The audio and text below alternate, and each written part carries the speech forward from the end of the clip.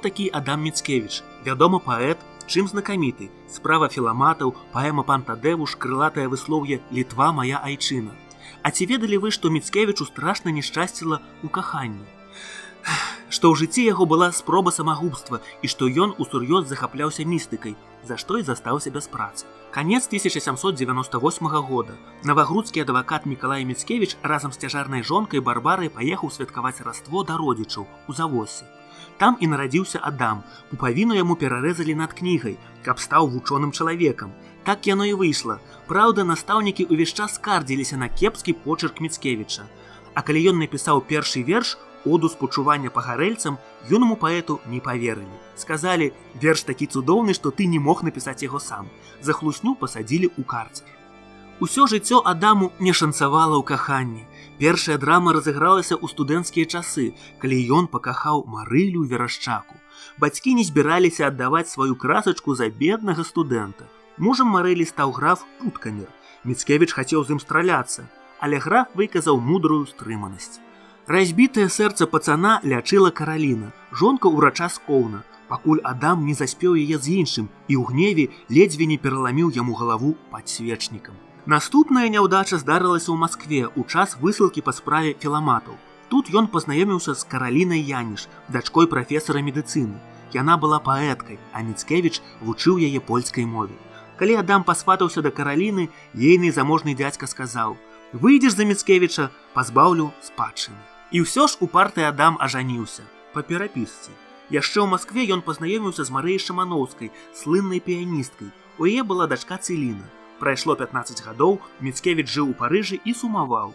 Ён напісаў ужо дарослай Цэліне ліст з прапановай рукі і сэрца. А яна ўзяла і пагадзілася.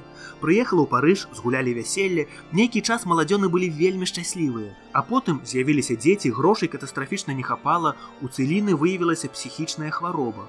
У выніку Міцкевіч скочыў у акно. Хацеў звесці рахункі з жыццём. На шчасце абышлося. Потым знайшлася праца ў Швейцарыі, Міцкевіч з'ехаў, а пакінутая ў Парыжы Цэліна свар'яцела. Але якім чынам колішні віленскі студэнт апынуўся ў Парыжы? Адказ, рэпрэсіі і высылка.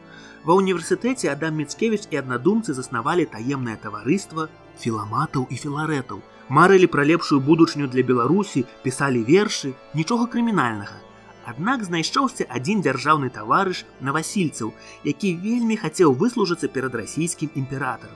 Натрапіўшы на след таварыства, ён раздзьмуў з яго такую справу, што хлопцы апынуліся ў турмах, а далей на этапах. Міцкевічу ў параўнанні з іншымі пашанцавала. Так атрымалася, што паехаў ён не ў Сібір, а ў Санкт-Петербург. Тут Міцкевіча чакаў прысуд. Аднак прысуду ўсё не было. Каб не марнаваць час, паэт ездзіў у Крым, хадзіў па літаратурных салонах, сябраваў з дзекабрыстамі і паэтамі, сярод якіх быў Пушкін. Сяброўства двух геніяў не было простым. Часам іх параўноўвалі з Ленскім і Анегіным. Тым не менш, сучаснікі пісалі, што пасля ракавой дуэлі Пушкіна Міцкевіч шукаў Дантэса, каб адпомсціць. Урэшце сябры выбілі для Міцкевіча дазвол на выезд за мяжу. Замест вечнай мерзлаты ён апынуўся ў Еўропе, дзе і застаўся. Рамантык Міцкевіч быў яшчэ і містыкам. У Парыжы ён часта хадзіў да прадказальніцы Паран і верыў ёй ва ўсім. Потым пазнаёміўся з Анджэем Тавянскім, які меў з яго словаў сувязь з вышэйшымі сіламі. Адам трапіў пад уплыў Тавянскага. Скончылася тым, што за сувязь з сумнюнай сектай Міцкевіча звольнілі з Каледж дэ Франс, прэстыжнай навучальнай установы, дзе той узначальваў кафедру славянскіх літаратур. Рамантык, містык і лагічны працяг бунтар.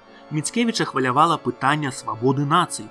Калі Францыю і Італію ахапіла рэвалюцыя, Міцкевіч стварыў у Італіі польскі легіён. Легіён далучыўся да арміі Гарыбальдзі і змагаўся супраць Аўстрыйскай імперыі, прыгнятальніка вольных народаў.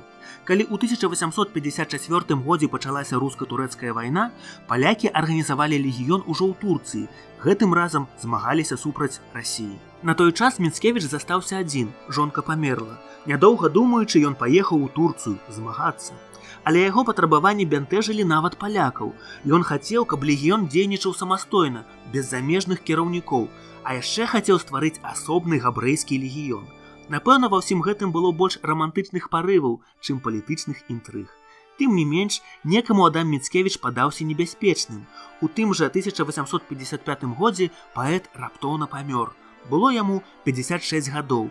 Афіцыйная прычына смерці – халера, але дасюль існуе меркаванне, што паэта атруцілі, каб не замінаў. Адам Міцкевіч ніколі не быў ні ў Варшаве, ні ў Кракаве. На тэрыторыі сучаснай Польшчы ён прабыў усяго некалькі месяцаў за ўсё сваё жыццё. Тым не менш, сын Міцкевіча Уладзіслаў вельмі стараўся зрабіць з бацькі вялікага польскага паэта. Існуе думка, што ён знішчыў беларускамоўныя творы Міцкевіча. У лекцыях для Калеж де Франс Міцкевіч называў беларускую мову самай багатай і чыстай са славянскіх моў. Цяжка паверыць, што Міцкевіч не ведаў гэтай мовы, свядома яе цураўся і ніколі на ёй не пісаў.